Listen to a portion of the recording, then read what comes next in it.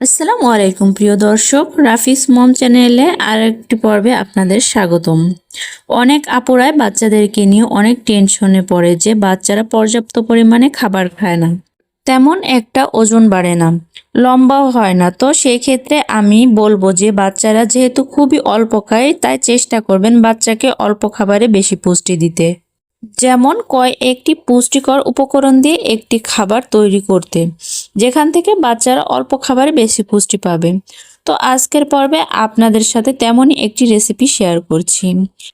তো এজন্য এখানে নিয়ে নিয়েছি সাবুদানাগুলোকে নর্মাল পানি দিয়ে ভিজিয়ে রেখেছিলাম 20 মিনিটের জন্য। এর ফলে সাবুদানাগুলো ফুলে উঠেছে এবং রান্না করতে সময় কম লাগবে।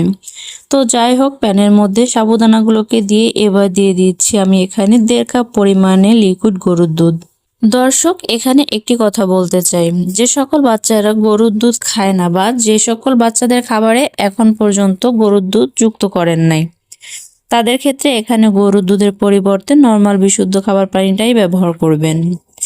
সুন্দর একটি ফ্লেভারের জন্য এখানে দিয়ে দিচ্ছি 1 টুকরো দারচিনি এবং একটি এলাচ। এ পর্যায়ে নেড়েচেড়ে খুব ভালো করে মিশিয়ে নিয়ে এর মধ্যে দিয়ে দিচ্ছি এইটুকু পরিমাণে গাজর। আর গাজর যেহেতু কালারফুল একটি সবজি, খাবারটি ন্যাচারাল উপায়ে কালার করে, আর বাচ্চারা কিন্তু কালারফুল খাবার খেতে পছন্দ করে। তো যাই হোক, গাজরগুলোকে দিয়ে দিলাম। এখন আর কোনো কাজ নেই, জাস্ট নেড়েচেড়ে আমরা গাজর আর সাবুদানাগুলোকে খুব ভালো করে সেদ্ধ করে নিব। এরপরে আমরা যে উপকরণ অ্যাড করব সেটা কিন্তু বাচ্চাদের জন্য এই খাবারটি ক্যালোরি বহুল এবং পুষ্টিকর করবে। আর পুষ্টিকর ক্যালোরিবহুল খাবারই কিন্তু বাচ্চাদের দ্রুত ওজন বাড়াতে, স্মৃতিশক্তি বাড়াতে ও মেধা বিকাশ বাড়াতে সহায়তা করে। কিছুক্ষণ রান্না করে নেওয়ার পরে দেখবেন সাবুদানাটা খুব ভালো করে সিদ্ধ হয়ে গেছে এবং ঘন হয়ে আসছে। এ পর্যায়ে আমি এর মধ্যে অ্যাড করব একটি মুরগির ডিম। এখানে আপনারা দেশি মুরগির ডিম অথবা কোয়েল পাখির ডিমও ব্যবহার করতে পারবেন।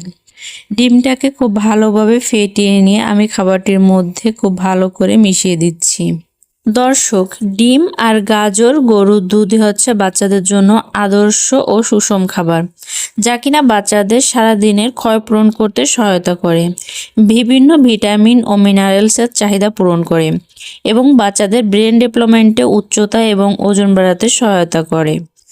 তো যাই হোক, ডিমটাকে ভালো করে মিশিয়ে নিয়েছি। এবার এর মধ্যে দিয়ে দিচ্ছি স্বাদ অনুযায়ী লবণ। দর্শক, বাচ্চাদের খাবার যতই পুষ্টিকর হোক না কেন, যদি মজাদার না হয় তাহলে কিন্তু বাচ্চারা খাবে না। সেটা বুঝে কিন্তু এখানে লবণটা ব্যবহার করতে হবে। তবে 1 বছরের নিচে বাচ্চাদের ক্ষেত্রে এখানে লবণটা স্কিপ করে যাবেন। আর আমি দিয়ে দিচ্ছি 1 চা চামচ পরিমাণে চিনি। দুধ আর গাজর যেহেতু ন্যাচারাল মিষ্টি, তাই আমি এখানে অল্প পরিমাণেই চিনি ব্যবহার করছি। দিয়ে দিচ্ছি এইটুকু পরিমাণে ঘি এবং দিয়ে দিচ্ছি এইটুকু পরিমাণে বাদামের গুঁড়া। বাদামের গুঁড়া আর ঘি বাচ্চাদের ওজন, উচ্চতা আর স্মৃতিশক্তি বাড়াতে সহায়তা করে, কারণ এর মধ্যে রয়েছে গুড ফ্যাট, আরও রয়েছে বিভিন্ন ভিটামিন, মিনারেলস এবং পুষ্টি উপাদান। এজন্যই কিন্তু পুষ্টিবিদরা বলেন 6 মাস পর থেকে বাচ্চাদের খাবারে একটু একটু ঘি যুক্ত করতে এবং 8 মাস পর থেকে বাচ্চাদের খাবারে বাদামের গুঁড়া যুক্ত করতে। তো যাই হোক, প্রতিটি উপকরণ খুব ভালো করে মিশিয়ে এনে চুলা থেকে নামিয়ে নিব। আপনারা আপনাদের বাচ্চাদেরকে যে যেমন লিকুইড খেয়ে অভ্যস্ত সেই সেভাবে চুলা থেকে নামিয়ে নেবেন। দর্শক, এই খাবারটি যেমন পুষ্টিগুণে ভরা তেমন কিন্তু অসম্ভব মজাদার খেতে। আমি আপনাদের অনুরোধ করব এই রেসিপিটি একবার হলেও রান্না করে বাচ্চাকে খাইয়ে দেখুন।